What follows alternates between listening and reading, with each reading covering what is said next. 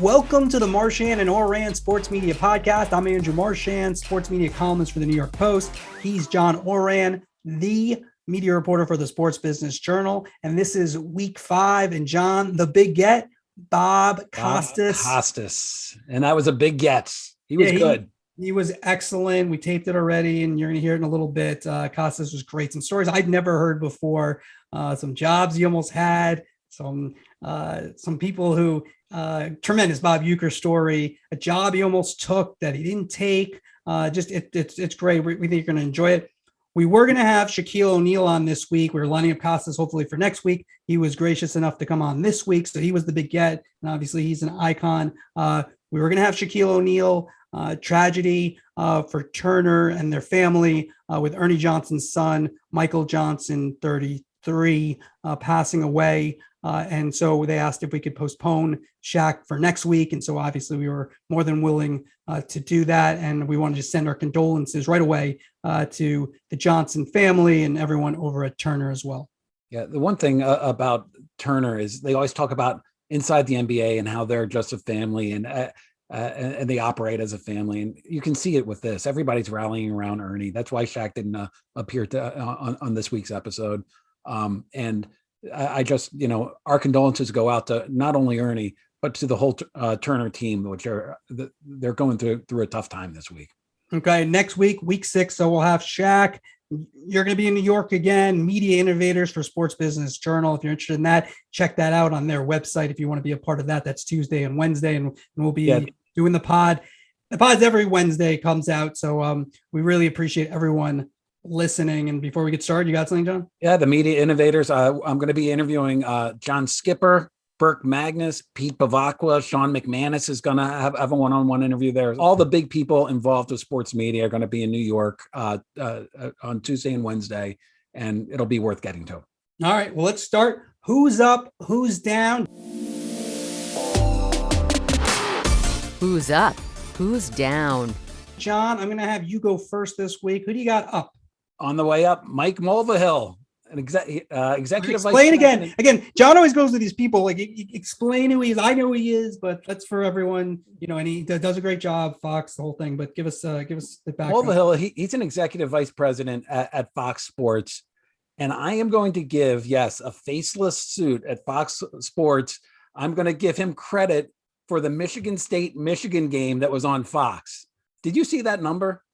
9.1 million viewers. It was the most watched college football game of the entire day. It was the most watched college football game in a full year, and it came in the noon window. Well, Mike Mulvihill, he was the executive who internally pushed the most at Fox to make a big deal out of that noon Saturday window. They developed a pregame show around it. They scheduled its best games in that window, shifting games off of prime time into that window. And judging by the audience of Michigan State, it's a strategy that's working. Big week for Fox because my who's up is Jay Glazer. Now, Glazer's, one of these insider, he gets a lot of scoops. He doesn't get into the weeds as much with the daily transactions like a Rappaport or a Schefter and those guys, but he goes for the bigger ones. But what he did on Sunday, everyone tries to make sports always a little bit more than it is sometimes, and it can be a little bit acrimonious. But this one was real. He had Lane Johnson on, the offensive tackle for the Eagles, who's had depression and anxiety issues, and he talked about him freely and went into detail about it. And then Glazer also talked about his issues with depression and anxiety, and his good buddy on NFL Fox Sunday. He didn't even know about it. Michael Strahan didn't even know about it. They've been friends for a long time and very close. And it's something that a lot of people keep inside. And I think when you see the panel on Fox after the Howie Longs, the Terry Bradshaws, and the whole crew, Strahan, Glazer, tough guys, former Hall of Fame football players, talking about this. And I think they reach some people out there, football fans, people who want to, that facade of toughness where these things are real. They're like a physical injury, a mental injury where you have to deal with things. And I thought that was very important. And so he gets my who's up. Yeah, such an important story just to shed light on, if nothing else. So I'm going to go now for who's on the way down. and I'm going to pick The Athletic. I'm a happy subscriber to The Athletic, but it's been well reported that they've been up for sale for more than a year now. The New York Times looked at it and backed out. Axios was reported at looking at it and backed out. Now, just on Monday, Jessica Tunkov reported that DraftKings and FanDuel have actually submitted bids to buy The Athletic. She reported that The Athletic's trying to get about $750 million. The market for editorial, it's really good right now. Politico sold for about $1 billion, but it looks like The Athletic is going to have to take a smaller fee if it wants to complete a sale to somebody like DraftKings or FanDuel. And I have them on the way down because I don't think they're going to come close to that $750 million price tag that they have right now. Yeah, the thing when I look at that report, number one, is I don't know if it makes sense to me with the gambling sites on The Athletic, because I think, The Athletic has tried to get a bunch of really good sports writers, and they've made some good hires. I would think you always want to be at the top of the field, and they have some of those people, not all of them, but they have some, and that's been good. The one thing I don't really know if it meshes is with a gambling site. It feels like you subscribe to The Athletic if you're not a person in the business. It's because you want coverage of a certain team, and it's a nicer experience in theory in terms of no ads. If you sell to one of these gambling sites, I mean, you're going to be, in theory, inundated with come-ons to bet, and I'm not sure if that meshes the way I understand how The Athletic is trying to position itself. Yeah, and I think that the way that a FanDuel or DraftKings is taking a look at this has nothing to do with the content. It has to do with the subscribers. If you subscribe to The Athletic, you're a fan. Look how much money they're spending just to get people over to bet with either one of those outfits. This would be a play to just get a whole bunch of subscribers and be able to market to them and get them to be betting on their platforms. Okay, my on the way down, Knicks radio, and specifically the Knicks. They are not traveling their radio team to road games right now, which to me is ridiculous. Awful. And here's why. The Memphis Grizzlies are traveling. The New York Knicks are not. What an embarrassment for the Knicks. They've started off the season strong. It's ridiculous to me that they would not be courtside. They're really, again, I cannot be more respectful to the virus and taking precautions, being unvaccinated. I take precautions, but everyone is getting back to business the way they are. The TV crews are all traveling. The fact that your radio crew is not traveling, that is an embarrassment to the Knicks. If they want to, it's the New York Knicks. I mean, come on, bing bong, let's go. The Washington Wizards started the season 4-1, and NBC Sports Washington won't let their TV announcers travel to away games. They're calling them from Bethesda, Maryland. It creates a worse environment for a viewer to watch because the announcers aren't at the game. It's simple. I think in right now where we are with the virus, it's a bad decision. It's a dollars and cents decision that doesn't make sense anymore. And I'll say this, I've said this before. If you tell people what you're doing is not important, they will believe you. Now, you're going to say, well, it's about the product on the court, and it is largely. But if you're telling people in the business and people listening that what you do is not important, they will listen eventually. Maybe not this year, maybe not next year, but over time, you're devaluing your product. And I think it's crazy to me that the Memphis Grizzlies are traveling and the New York Knicks are not. Bing bong. All right, we move to our topics. In a minute or two, we'll have the Bob Costas interview for you. But first, we're going to do the big get. Bob Costas is tremendous. We have 3 topics for you. We're going to start with the NFL. Monday Night Football, the Mannings. All right, let me just tell you a personal thing first. I talked to Eli Manning last week for a story that was in my newsletter on Mondays in Sports Post Plus. You can subscribe. I give you about 2,000 words every Monday morning in your inbox. And I talked to Eli, and the thing that stuck out for me with Eli was, generally speaking, when I speak to people who are famous, athletes specifically, I don't necessarily like them less, but I don't usually like them more. And after talking to Eli, I liked him more. Just very personable, very easy. We first were on the phone. That comes across on screen, Andrew, too, I think. Exactly. He got like a package during when we first were talking. He had to take care of that. Just a normal dude. That show's been a success. So here's what we're getting to with the NFL. It's a copycat league, right? TV is a copycat business. I personally don't know if this translates to everything else. I think Monday night is the perfect storm. The Mannings are the perfect storm. I'm not saying networks aren't going to try it, but like I don't see CBS and Fox doing 10 different broadcasts every Sunday. Now, will they do a Nick broadcast with Noah Eagle and Nate Burleson and that crew again? Yeah, it was a great success, a one-off. Maybe do a couple more of those, but not every week. ESPN's doing 10 weeks with the Manning cast. What do you think about that? I think that the Mannings are unique to ESPN's Monday Night Football.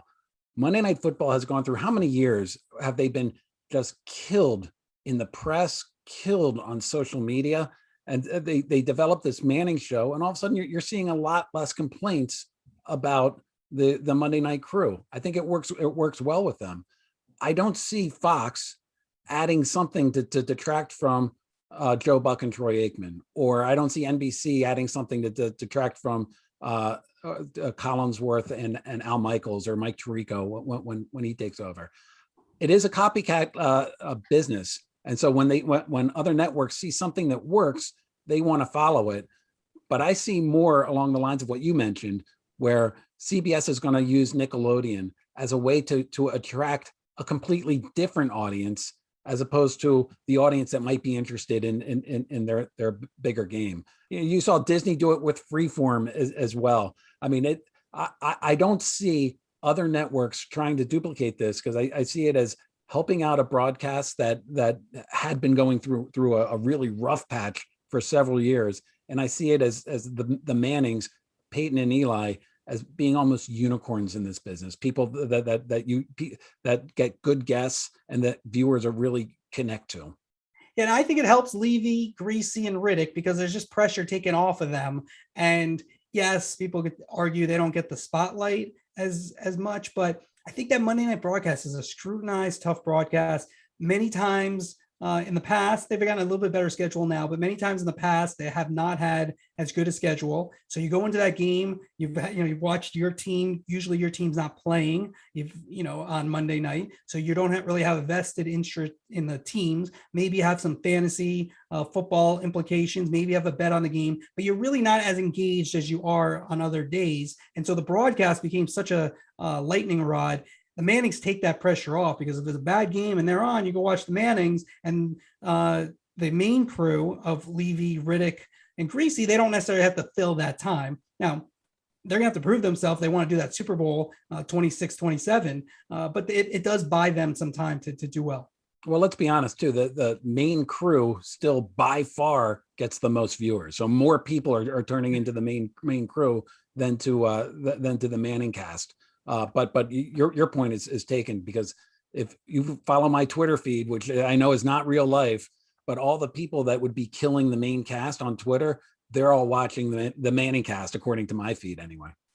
No doubt about it. The 2 million people who watch Manning cast, 1.8 million are on Twitter. So I think they might do the ratings via Twitter. All right, let's go to topic 2.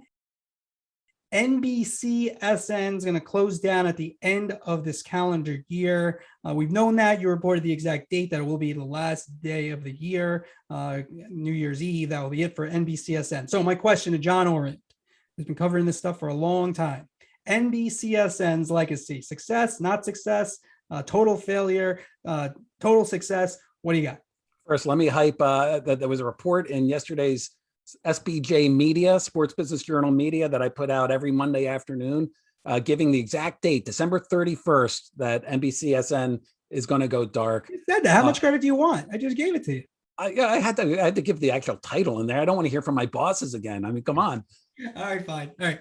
Success or failure? The big date story. I mean, listen, it wasn't the Pentagon Papers. It was a good story. I gave you credit. Hey, I need clicks. No, it was not a success. I don't see how they could think that it was a success. A network it launched in 1995 as an outdoor life network. After a few years, it changed its name to OLN, then became Versus, then NBC Sports Network, finally NBCSN. It's had big rights deals, signed a deal with the NHL, Tour de France, IndyCar, UFC. It had a good set of rights. But when Comcast bought NBC and NBC Sports took over the network, I thought the whole plan was that it was going to grow to rival ESPN. And the truth is, it barely rivaled ESPN2, if that. A nice run of high-profile executives, Gavin Harvey, Jamie Davis, John Littner, they all ran it at one point or another, but it could never get to where ESPN is. And I think that right now, you have to consider it not a success. Okay, I'm going to go the opposite. I'm going to say not a total success, but some success stories. I think when you look at how it built up the Premier League, I think when it became NBCSN after its OLN and Versus days, and it did become a place you looked for the NHL and the Tour de France. It kind of became an ESPN3 type thing, maybe a ESPN2, maybe early days of ESPN. I think challenging ESPN, I don't know why all these companies took so long to try to challenge ESPN, but by the time they got in the game, they really couldn't fully challenge ESPN unless they were going to spend money that they didn't have, that ESPN did by the barrel load of cash that ESPN always has to outbid them on anything important. So I think it's a success because the reason you're not going to have it is because we're on to the next thing now in Peacock. And so they want to have, you'll know this better than I will, the USA Network gets more fees. So put the cable part of the sports on there and then try to get people to go to Peacock. So I just think it kind of ran out of time. So I got it as a moderate success. I think that we generally agree. I'm holding them at wanting to go after ESPN, but ESPN had a, what was it, 2-decade head start in terms of getting the sports. And even before Peacock, I think that what they're doing right now and seeding USA Network with so many sports, and essentially USA is going to become like the TNT of cable. It's going to have dedicated windows for Premier League soccer, for NASCAR races. There are a lot of sports that are heading over to USA, and the whole idea behind that is that if you go to ESPN, you're a sports fan. If you go to USA, you could be watching entertainment, and then you're going to sample the sports. It's a possibility of expanding your audience a little bit. That's long been sort of the reason that entertainment networks have looked to sports, and that sports leagues have looked to get on entertainment networks, and we'll see if it works. All right, that brings us to topic 3, and we're going to go back to our discussion. You called me an idiot last week. Amazon, is it one of the biggest stories in sports media? I said definitely. Twitter spoke. Everyone was on my side. Nobody thought you were right. I didn't see one person who thought you were right. Everybody was Team Marchand, as Rich Greenfield said. I didn't see. Did you have one person who agreed with you? None of my people like to go on the record. You know that. They all talk to me on background. So we've already get the Costas. We just want to finish up, go back to this. Okay. So I got inundated, Marchand. I got inundated with texts, with calls, like, "Oh, Marchand, he should stick to covering talent." I mean, come on. So I would say with the Amazon stuff is that the essence of this discussion, this will probably be a thread throughout the podcast, but the essence of it is that they have the NFL. You discount that as if for the next 13 years, they're going to have the NFL. You discount that. That's like not a big deal because Thursday night's not the best night of the week when you don't get entry into the NFL doing the Super Bowl. You get entry at the lowest level. And so Amazon's going to be a humongous story going forward. Thursday night not only is not the best night of the week, it's the worst night of the week. For Amazon last year had an exclusive game that had playoff implications at the end of the season, and it brought I think it was the second lowest audience of the NFL season to that game. The NHL rights were up; it was not interested. The MLB rights were up; it was not interested. Big Ten rights are coming up. It's not really, they don't appear to be interested. If they're going to be a big player in sports media, they have to play in sports media, and getting a Thursday night football package to me doesn't do that. They could end up signing the Sunday ticket as well. That still, to me, is like there are more sports out there than the NFL. But that's where they have Premier League around the world. They have major tennis tournaments. It takes time to get these rights, especially in the United States. And here's what you're missing in our little argument here, okay? And I'm going to make a Twitter poll of this. You did some nice Twitter polls this week about Joe Buck and the future of Fox broadcasting on baseball. I'm going to put a Twitter poll out there. Who's right? The thing that you're missing about this argument, if it's going to be a big story, I, in part, get to control the narrative. So I can write about Amazon all the time and it'll be a big story. So there you go. So I'm gonna tip the scales towards us, but it's correct. It's, feel free, everyone out there who covers this stuff, don't write about Amazon. Leave it to me. I'm more than willing to be the one who's really writing about Amazon all the time. I have it at 92%. They're gonna get Al Michaels. Al Michaels, not big time. Wait, is this the 50-year-old Al Michaels or the 77-year-old Al Michaels? Yeah, he's still Al Michaels. He's still very good. If they're going to have it for the next 11 years, I mean, why I don't you build up your own person? 11, but you know what? That Prime Video first year is like I said, not done. 92% Al Michaels. That's pretty good to start with Al Michaels. Regardless, yes, he's going to be, I think, 76, 77. Granted, yeah, he's an older man, but he's still great at what he does. And he gives you that credibility. So we will agree to disagree, and we will continue with that. Look for the Twitter poll when you're done listening to this podcast or watching this on YouTube. All right, I can't wait to get to Costas. Let's go. Okay, John, our big get for this week is Bob Costas. The big get. Back on the record with Bob Costas will conclude its first season on HBO and HBO Max on Friday, November 12th at 11 p.m. Bob, you've done the Olympics, the World Series, Super Bowls. You hosted your own late night talk show. Now, the pinnacle, you're on the Marchand and Ourand Sports Media Podcast. Yeah, this pretty much is the cherry on top, and I don't know where I go from here. So this may be my valedictory appearance. You never thought it could happen, but here you are. All right, let's start with your career. We go back. You graduated, I think, in the early 70s, Syracuse, 74. I never graduated. Never graduated. Never claimed I did. Left 12 credits short, was all set to enroll in the fall of 1974. My class would have graduated in the spring. I'd cut back my credits because I was already broadcasting on WSYR in Syracuse, doing hockey games on the radio and weekend fill-in stuff on the sports and the weather sometimes, believe it or not. So I was going to go back and enroll, but then I got the job on KMOX in St. Louis as the announcer for the Spirits of St. Louis of the ABA. So I did what any Newhouse department student would have done at Syracuse. I up and left. Yeah. So they still considered an alum, I believe. Yeah. Do they ever consider me an alum? They gave me an honorary doctorate.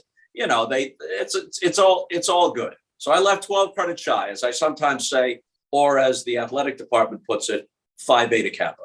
Now we go back and you look at your whole career. You turned 70 in March. When you look back and you say the thing you're most proud of in your career, what is that?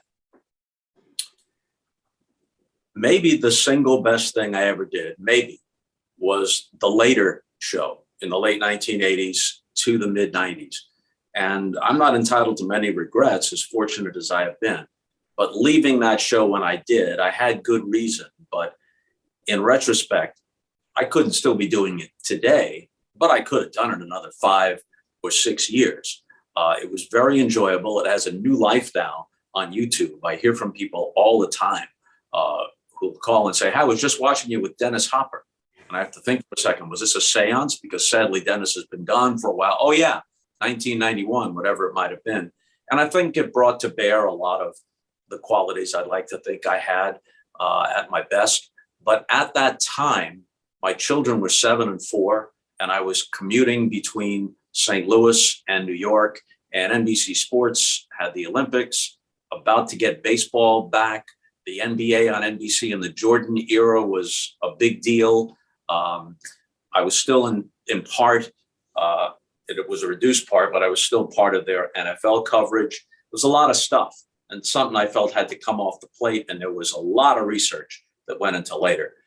4 shows a week. Sometimes we tape all 4 in a single day, so I could get back on the plane and spend part of the week in St. Louis. So that is A, something I'm very proud of, and B, one of my few regrets that I left it as early as I did. So, Bob, a different topic. Yeah. Looking over your career, who was your favorite athlete that you covered? That I covered? Michael Jordan's an easy one.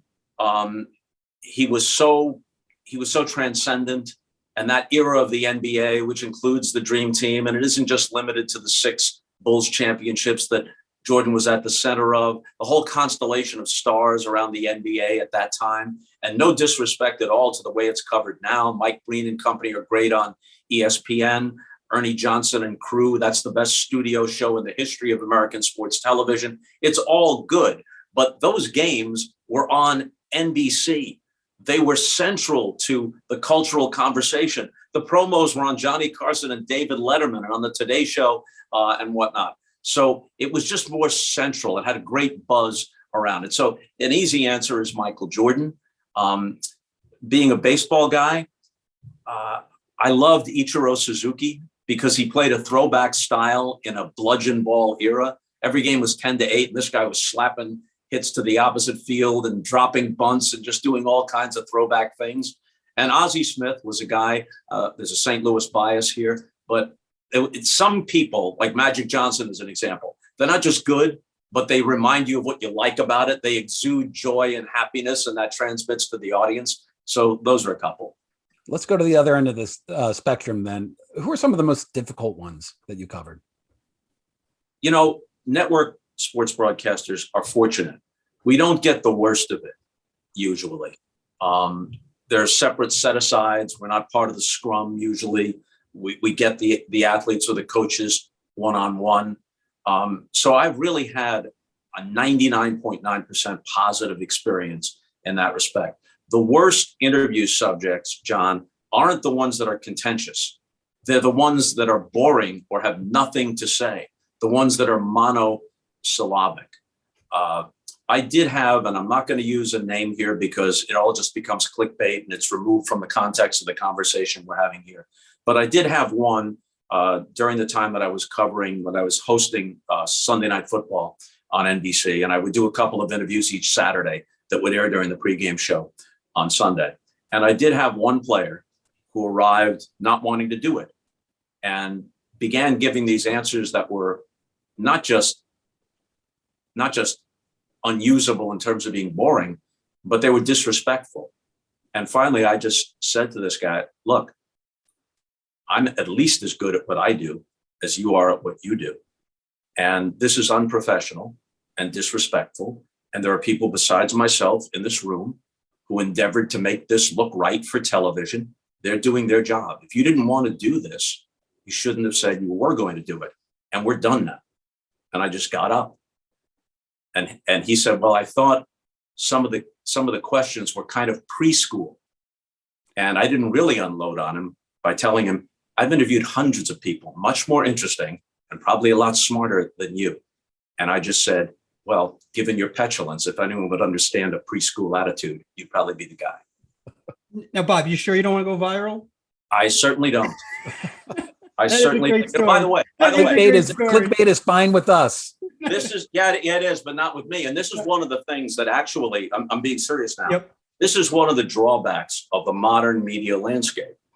People who are inclined not to promote themselves, but because they're respectful of colleagues like yourselves, or they want to have a conversation about a topic of interest, you've got to be doubly careful now, because no matter how nuanced and contextual what you say is, if you have any sort of prominence, there's a damn good chance that it's going to be lifted out of context, that the headline will distort the actual content of the conversation, and that only this little tiny bit will be part of it. And then people who should know better, but they've long since, entered this morass of what the internet is, they will comment with complete authority on this snippet, this distorted snippet of what you said. And pretty soon we're in a high-tech version of the old kindergarten game of telephone, where A is there was a cat in the tree, And then by the time you get to Z, the fireman saved the cat, but then burned the cat alive.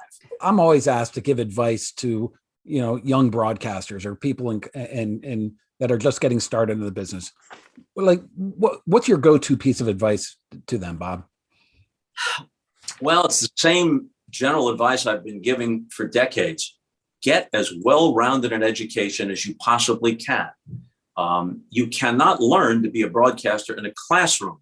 You have to do it hands-on. There are many intelligent people willing to work hard who just don't have the knack of being a broadcaster. They're just not that facile. They don't have whatever that particular peculiar skill is. But the only way to find out about that is to do it and develop it over time. But at the same time, the better read you are, the more you've paid attention to things outside your particular goal when you're 20 years old to be a sports broadcaster, the better sports broadcaster you will be if in fact you achieve that goal. Reading expands your frame of reference. It expands your appreciation of language. Look at the best on-air essayists, even if you have to go back in time to find the Jack Whitakers and the Jim McKays, or to look at what someone like Tom Verducci often does on the air now. That appreciation of language, I think, gets you in the direction, at least, that I would like to see you go. Now, if you're measuring your success, as too many people in this business do now, by how many Twitter followers you have, then disregard everything I just said.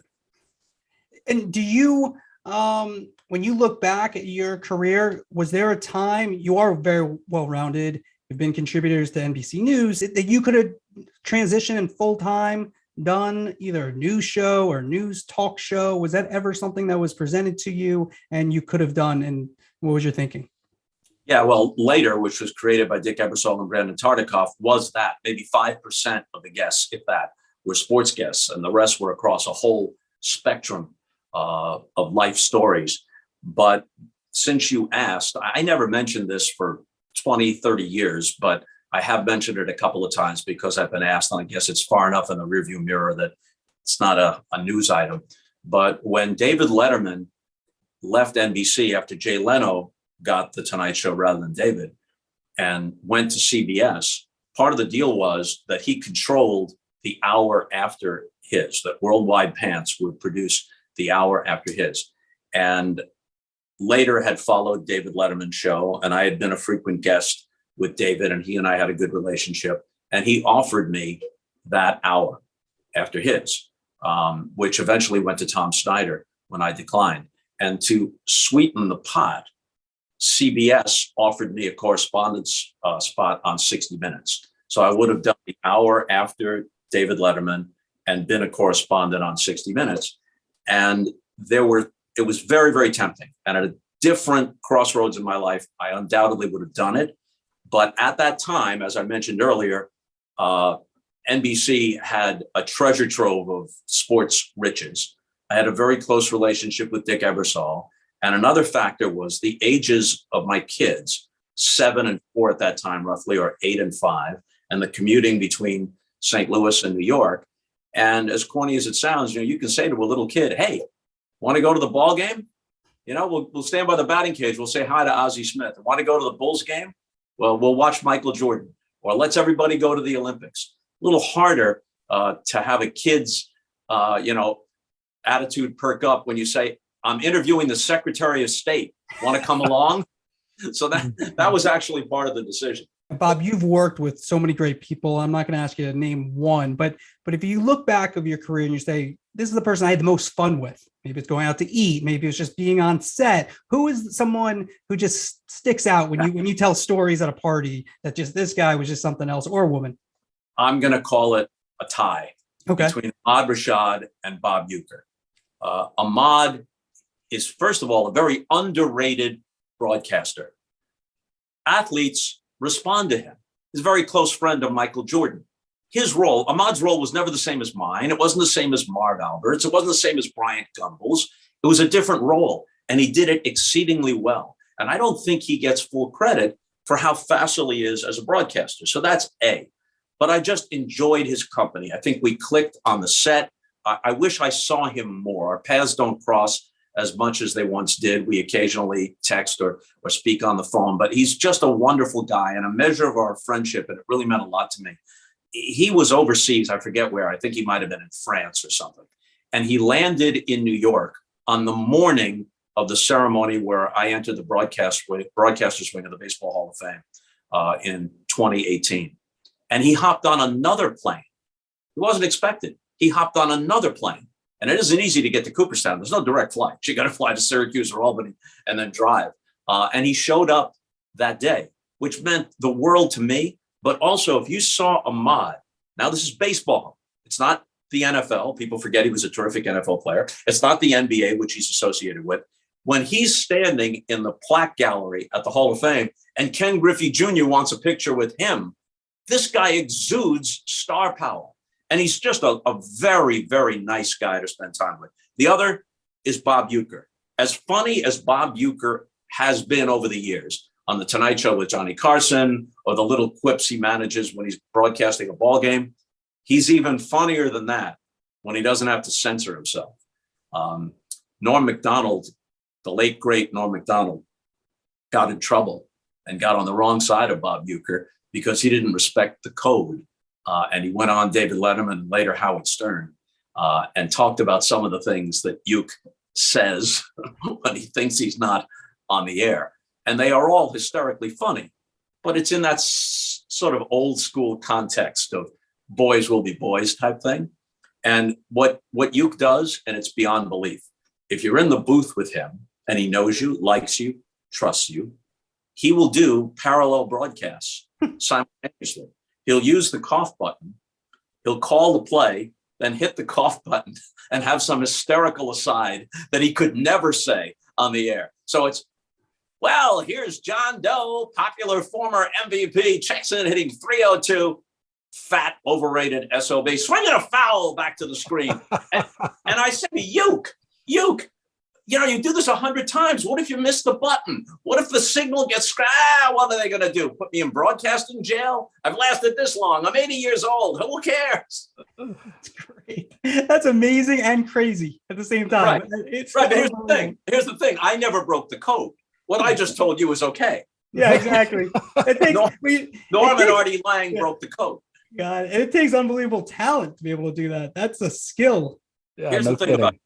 Okay, people know how funny he is, Mr. Baseball and the whole thing. He was on Johnny Carson like 75 times. But even if he was never funny, he's a damn good baseball announcer. And now he's 87 years old. And if you hear highlights on the MLB network, on the Quick Pitch show, where they kind of have a compilation of all the games and they mix radio calls and television calls, he sounds just the same as he did 20 years ago. He's a marvel. Bob, final question. Turn the tables on Marchand and me. What should we be doing better or differently in terms of how we cover the business?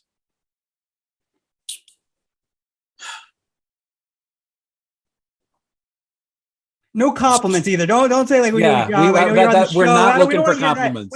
I think we want to hear what people who cover it like us, what they should be doing. Like what is the if sports people who cover stuff, what are they missing? You know, I don't think either one of you are guilty of this. But in general, I'll fall back on the same word. I'd like more context and more appreciation of the craft. But Andrew, you're a reporter, and I'm not just saying this because I'm on with you. You're a reporter, you break stories, you cover the industry, but you also seem to have an understanding and appreciation of the craft. There are too many people that are concerned with hot takes and what provides clickbait. And by the way, this is not a get off my lawn thing. I would have said the same thing when I was 30 years old. You know, I just always have had an appreciation of quality, and it's hard to look at little snippets as representing quality. But I'm not talking about you and John in this case. Get back to me. I'm going to give this some thought, and about a half an hour from now, I will send you a detailed critique of all of your shortcomings. They just sounds good. Yeah, you might need more than a half an hour, I think, but to get them all. listen, the show. Hey, I know one. This is for you, Andrew. Okay. Right. Everybody knows this. From the beginning of time, newspaper guys 100 years ago were telling aggrieved subjects this: I don't write the headline. And I know you don't write the headline. Okay, but you and I have been through this before. I'm on the phone with you for 20 minutes. I give you my thoughts on something, and then some bozo in some other department writes a headline designed to grab the eyeballs of some dope, and I'm stuck with it. And who's my favorite one? MLB and Costas salivating over new playoff format. When I had just told you, and your story reflected it, hey, it's inevitable that they'll expand the playoffs. I just hope they come up with a thoughtful format, which is not necessarily the first or even the second one that's presented. We should talk it through. But is it coming? Yes. And are there appealing ways to do it? Yes, I think so. That's what I told you, correct? It was, but I could feel you were frothing at the mouth. That you were almost salivating, I'm sure. Yeah. Well, you know what? They want people to read. I'm gonna, but yes, listen. I covered the Mets, and the paper of record in the clubhouse. This was back in 2000, 2001. Was the New York Post, and my good buddy, and I know you're friendly with him as well. The great columnist for the New York Times, Tyler Kepner. At that point, the Times had about 1 million subs. We were probably at 500. Who knows? 500,000. And I always wanted to say, more people are reading his paper. Go look at his headlines, not ours, but that was the paper. And that Daily News as well, a little less than the Post, of course, but those are the paper of record. And I tried not to say, I don't write the headlines to all these players who, when Ricky Henderson's mad at you, it's a little more intimidating than you, Bob, but yes, that is a common criticism. It's a fair one at times, because sometimes the headlines can be a little stronger than perhaps the articles, but you know what? This reminds me, my first job that I got paid for was calling minor league hockey in Syracuse for $30 a game and $5 a day meal money on the road in the old Eastern Hockey League, which is the league that the Paul Newman movie Slapshot is based on.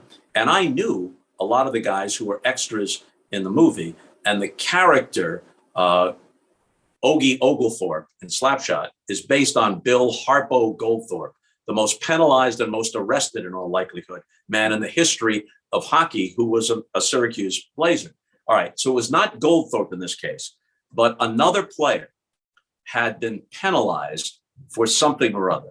And I was actually, as the hometown broadcaster, 21 years old, trying to plead his case. And I said something like, well, if he could contort his body that way and be guilty of what he is now sitting in the penalty box for, he should quit hockey and join the circus. All right, now, a few days later, we're on the bus going to Johnstown or someplace or other, Lewiston, Maine, for a game in the same high school hockey rink where Muhammad Ali had knocked Sonny Liston out in their second fight in 1965. And this player confronts me. He says, hey, my girlfriend says you called me a clown. No. So, as you know, whether it's the readership, but especially on the air, because it's not right in front of you, the wives, the girlfriends, the friends, they're getting it third and fourth hand. And a lot of times they're getting it wrong. So you're defending or explaining something you never wrote or you never said. Yeah, I've learned to say, did you read this? Very quickly. Right. And then once that kind of diffuses a little bit, and generally speaking, they do have it wrong. The show is back on the record with Bob Costas. It's on HBO and HBO Max. Comes back. Final show is November 12th at 11 p.m. Bob, it's always a pleasure to talk with you. And this was great. Hopefully we can do it again. And we really appreciate your time. Thank you, guys. Now, you told me beforehand, we go 10, 15 minutes, quick, punchy answers.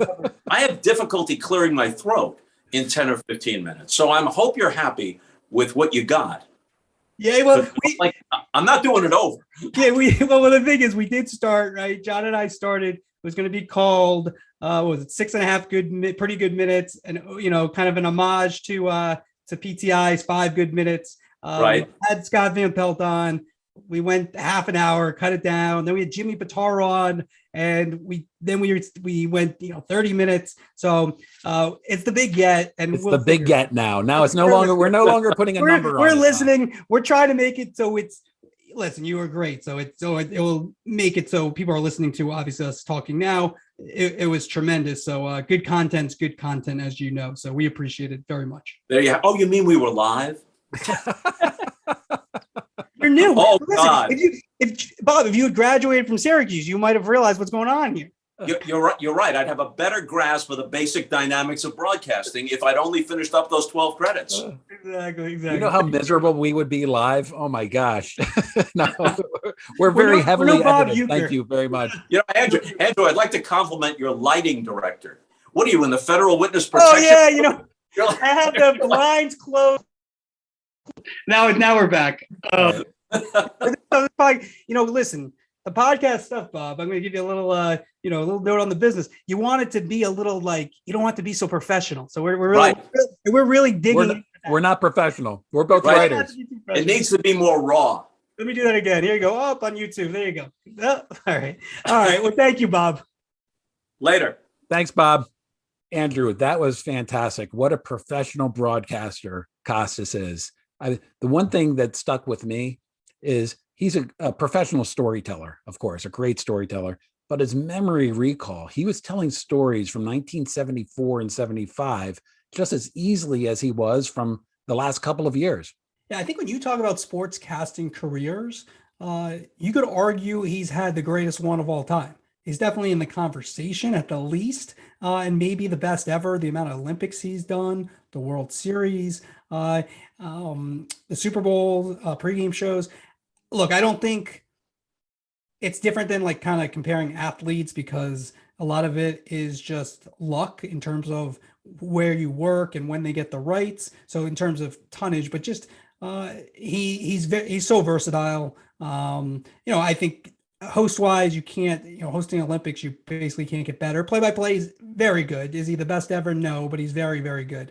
And then the ability to do late night and that great story about being almost going to CBS and following Letterman, the show that went to Tom Snyder, and then one of my personal favorites, Craig Kilborn, eventually hosted that one. That was tremendous. So it was a pleasure to have Costas on. And next week we'll have Shaquille O'Neal, which I'm looking forward to. Yes. Big get. That's how we got to the big get. Call of the week. All right, call of the week. What do you got? All right, Andrew, I live in DC. You live in New York. So neither of us really listened to Jerry Remy, a NESN analyst for Red Sox games. But Red Sox Nation loved Remy, who died of cancer over the weekend. And this call from April 2007 describes a moment caught on camera when one fan in Fenway Park threw a piece of pizza at another. Guys? Between innings, we did some investigative reporting on who and what was thrown at that gentleman. And that gentleman has been ejected, but it was an ugly, ugly sight. And I don't know why it was necessary. Now watch. I can't circle. I don't have my telestrator today, but here comes a pizza. See it? Oh, jeez. Highly unnecessary. Guy with the Patriots jacket, and of course he's been asked to leave the ball game for ruining a good piece of pizza. So let's get beer all over it. And here comes some pizza. Look, I reached out to a couple of Red Sox fans, ESPN's Mike Soltis, the Boston Globe's Chad Finn, and they both suggested that clip. Soltis said fans love Remy because he came off as a fan with a sense of humor. And Finn said that he had what he said, quote, an incredible knack for being incisive when the moment was big, but also knowing when to play along with the absurd. But then Finn said something that really demonstrated why Remy was such a good analyst. He just said simply, I'll really miss him. And that to me describes the kind of connection that every announcer strives for, but only the best get. So RIP Jerry Remy. 100%. And everyone who knew him personally really liked him, which, and I care more about how you are off the air when people aren't watching than how you are on the air. And he seemed like Rem Dog, as everyone called him in Boston, was just a tremendous person as well. All right, my call of the week, I'm going to the NHL and ESPN. And one of the things that I always think about is when you do a sport or when you cover something, that passion shines through. If you're passionate about what you're doing, it comes through in your voice. and how you approach your job. John Buccigross has been at ESPN a long time. When the NHL was lost, he stuck around. He's done college hockey with ESPN getting the NHL back. Now he's doing play-by-play regularly, and he was doing the game the other day, and it was a block party. And what I want you to notice about this clip is just the passion of a fan that comes out, which is what makes it just a delicious call. From the point, rips it and blocked, and down goes Ernie. He's stunned. Panthers control again. Aronik, nice hit in the corner. Got room, shot, another block. Oh, Ernie, crash test dummy. One-timer, another block. Down goes Fabry, and Fabry again. Shot, save the Dalkovich. What is happening? Puck's in front, it is loose. To the corner, what crazy action! Shot, block shot again, and the broken stick! Montour saved the Dalkovich! That's the craziest sequence I've ever seen! All right, and the reason I like it, again, just it's the passion that he has and the fun that he's had. And the fan, you have that same when you're watching that sequence and you're listening to it, that's what you want. And Buccigross did a tremendous job. The one thing is, if you follow Buccigross on Twitter, he's got this new thing where he rates everyone's chicken parm, and it seems like the guy eats chicken parm every night. So I'm a little worried about his health. I mean, I love chicken parm. That might be my favorite thing to eat, but every night is a you're asking. I don't know what his cholesterol is going to be, but excitement level for chicken parm and for hockey. Good job, John Buccigross. Yeah, that call just felt like 15 years without hockey just coming out in one sequence. That was a lot of fun to hear, and the excitement just comes through the screen, which is again all you can ask for in an announcer. All right, so that's week 5. Look, you found us. You got to the end of the podcast. We appreciate you listening. If you don't find us on Apple or on Spotify, wherever you get your podcast, you also can watch us. You want to see us. You want to see Costas. He's a nice studio that out west at his home. You can watch out Bob west. Costas. St. Louis isn't the west. St. Louis is the Midwest. No, I think he's in the. You might be wrong about that. I know he mentioned St. Louis. I don't think he lives in St. Louis now. I think he's overlooking the Pacific Ocean. I could be wrong about that, but there you go. I have to check on that. I believe he's overlooking the Pacific Ocean. So Costas, you want to watch Costas, you can see that. You can subscribe to the Sports Business Journal. John has a newsletter every Monday night, and he also breaks stories all the time. I have my newsletter every Monday morning with New York Post Sports Plus. That comes out Monday morning, and then I'm free online. You can buy the paper as well. And so we really appreciate you. We've had some really nice reaction to the pod. And so, join us next week when we're scheduled to have Shaquille O'Neal. The big gets. Please subscribe and like. Yeah, that helps. The reviews help too. Thanks, guys.